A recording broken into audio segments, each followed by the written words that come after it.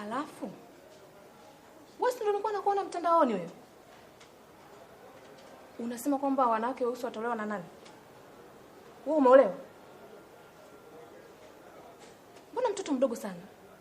Kwa nini msitumie mitandao vizuri? Yaani unaamka kabisa, unakaa, unajichukua wanaume weusi mimi siolewi nao. Kwenu ina maana familia yenu wote weupe? Nyinyi kwenu familia yenu wote weupe? Ha?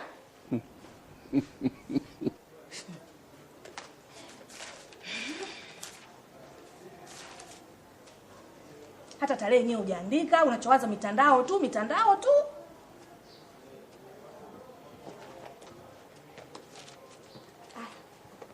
Shika cheupe damu.